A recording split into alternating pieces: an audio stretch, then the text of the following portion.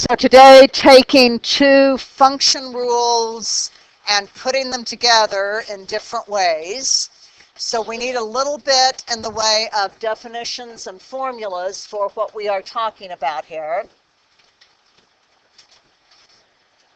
So the first one we will think about, if we take two functions, f of x and g of x, and we want to add them, that's just going to mean f of x plus g of x. So we had two functions, f, g, now we have a third function, and its name is f plus g. We can do the same with differences, with products, and with quotients. There's one thing we'll have to be a little bit careful of with the quotients. For all of these, the domain will be the x's for which f and g are both defined.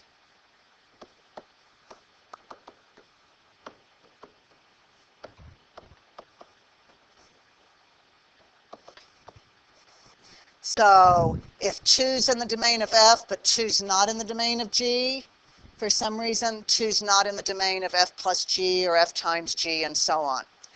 One additional restriction, though.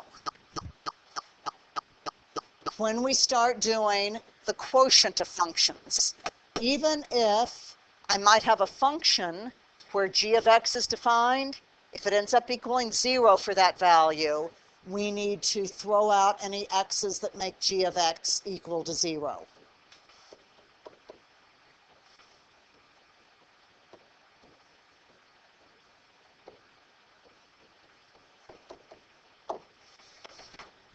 Those four are going to be the ones that make a lot of sense to us. They seem kind of almost obvious. But we're going to have another type that is brand new. It is going to be called compositions. For a composition, we're taking one function and we're plugging that in to the other function. So it is not necessarily commutative. The order is going to matter on these compositions. If you see it like this first one, f of g of x is how we read that. That means f of whatever g of x is. So we're going to take the whole g of x function and plug that in as the argument for f. The second one is read g of f of x, and that means f of x goes on the inside, f of x gets plugged into the g of x rule. I'm going to go through some examples, and don't have my paper in front of me here, I think it is the next 8 examples, I'm going to use the same f function and the same g function. So as soon as it looks like you guys have these definition formula kinds of things written down, we'll start in with those examples so that you can see how this is working.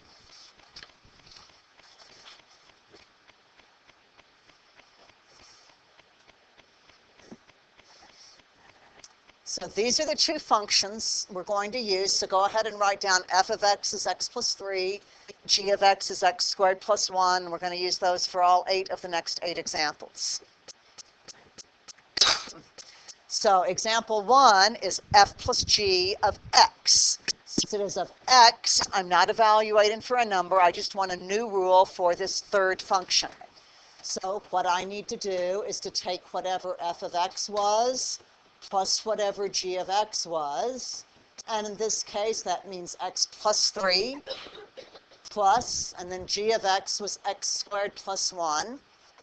And then to actually get my new rule for the new f plus g function, all I need to do is to write that in standard form where I've got the biggest exponent first and I've put together any like terms. So x squared plus x plus 4. It said f plus g of x, so that meant a rule with x's in it. But now that I've got a function, it also makes sense to talk about evaluating that function. F plus g is my new function. Of 4 just means I need to plug a 4 into this rule. so that I have 4 squared plus 4 plus another 4, 16 plus 8 will give me 24.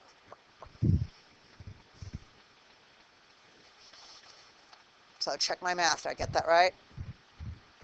Now, there's another way that I could do that. If I want f plus g of 4, I could say that's f of 4 plus g of 4.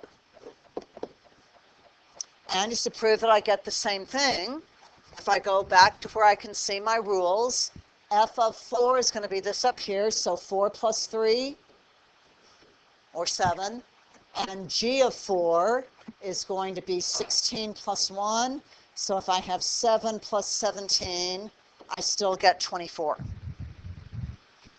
In general, if they say, here's f of x, here's g of x, and they don't ask for f plus g of x, they just ask for f plus g of 4, do it this last way that I wrote in red. You don't need the rules, so why get it? Just plug in. If they say, find f plus g of x and f plus g of 4, then it's generally easier if you've already got the rule to plug in. If they tell you, here's f, here's g, and now find f plus g of 5, find f plus g of negative 11, find f plus g of 2.4, find f plus g of 2/3. So you're doing it over and over. Your best bet will be to get the rule with the x in it, and then just plug those numbers in since you're doing it over and over and over. Kind of make sense? Okay, let's do some of the other kinds of combinations with these same two functions. So now I'm going to do the quotient. So this simply means I need f of x, which is x plus 3, over g of x, which is x squared plus 1. Do I need to worry about that denominator? Is there anything that can make that denominator 0? Now, if I pick a positive or a negative, I'm going to have a positive plus 1. And if I pick 0, I'm going to have 0 plus 1. There's no way I'm going to get 0 for the denominator, so I am just fine with that.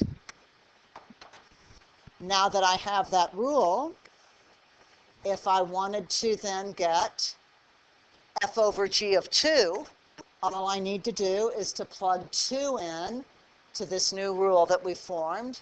So 2 plus 3 over 2 squared plus 1 gives me 5 over 5, which is 1. Easy enough, right?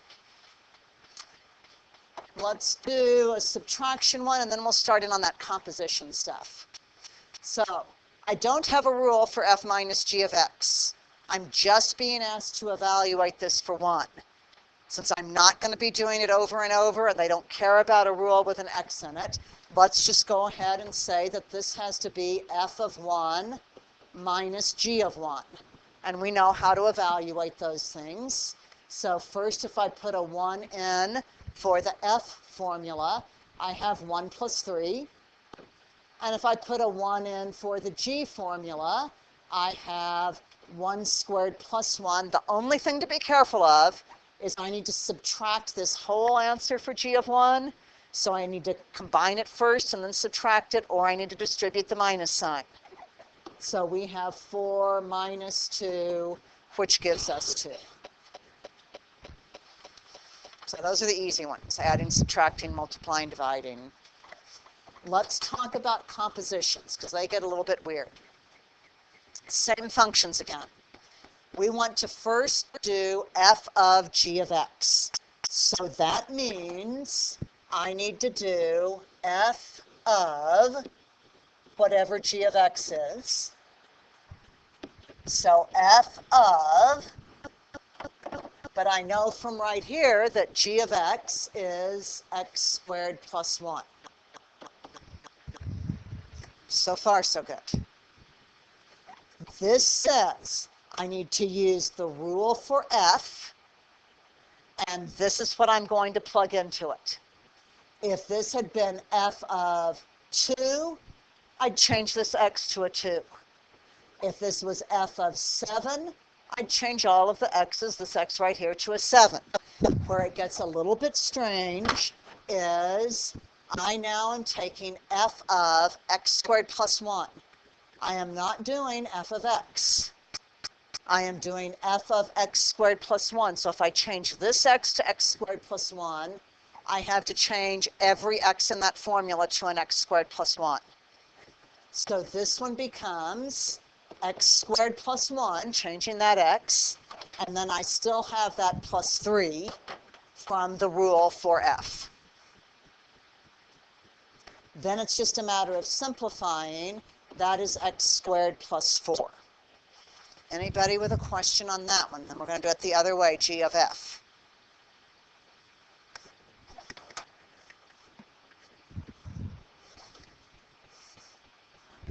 So now if we want g of f of x, that means we're going to take g of, and f of x is what will go on the inside.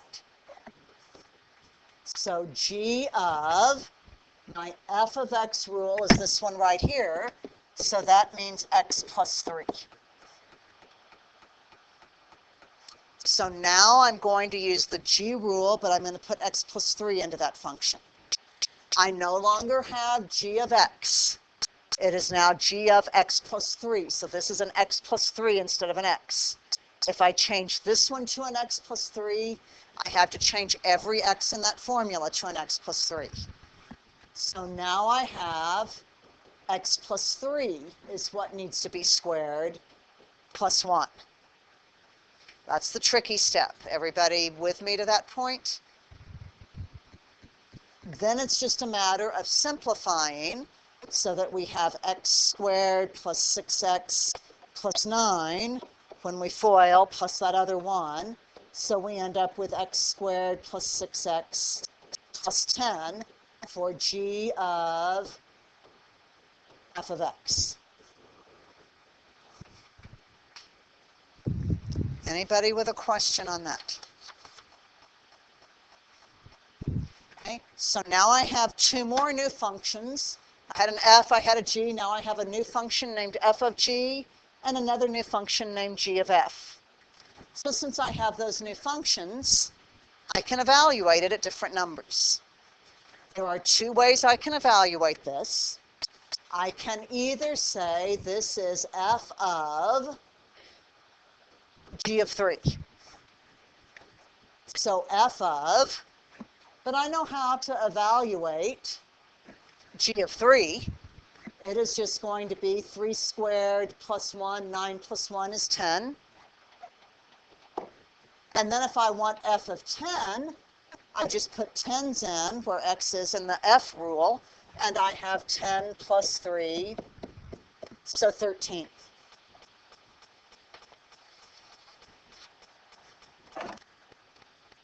But the other way I could do it, from example 6, we had a new rule for f of g. We figured out that f of g of x was x squared plus 4. So if I go back right here, f of g of x was x squared plus 4. That's where I'm getting the rule from. So if I want f of g of 3, I just plug a 3 in. 9 plus 4, once again, I have 13. So that's the hard part for today. One more example, and then we'll switch over to working on homework and doing corrections and things. So these are like problems that you've had, except now we're doing a plus sign. We're taking one problem like you've had plus another one. Got to draw the reference triangles. So which reference triangle do I need for this problem, Jack? 30, 60, 90. It is not okay, even if you label things with the correct proportions, to draw your 30, 60, 90 triangle like that. If you are doing a 30, 60, 90 triangle, I expect to see one short leg and one long leg, not something that looks isosceles. I don't care if you make it more of a vertical one or more of a horizontal one, but I need a short leg and a long leg and something that looks like a right angle in there. Mark the right angle. Mark the short leg with a 1. Mark the hypotenuse with a 2. Mark the long leg with a root 3. Smaller angle is across from the smaller side, so 30 is across from 1. And be sure it's big enough we can read what you've written on it. Now we're going to use Sohcahtoa to evaluate this. So this is going to be root 6 times whatever the tangent of 30 is. Sohcahtoa says tangent is what over what, Avery? Opposite over adjacent. So for the 30 degrees, opposite is 1, adjacent is root 3. And then we have plus 2/3 times whatever the sine of 60 is. Sine, according to Sohcahtoa, Anna. So root 3 over 2. So this one is kind of nice. The 2's cancel. And we have root 3 over 3. And there are at least a couple of ways you could simplify the root 6 over root 3. You could say that is root 6 over 3. So you could say it's root 2 plus root 3 over 3. Or you could say root 6 times 1 over root 3 times root 3 over root 3. So you have root 18 over a regular 3. So that's, let's see, root 9 times root 2. So 3 root 2 over 3, which is the same as that root 2. If you wanted a common denominator, you could keep the 3 root 2 over 3 plus the root 3 over 3 and write it like that. Anybody with questions on what we've talked about? And then let me get you guys your homework sets.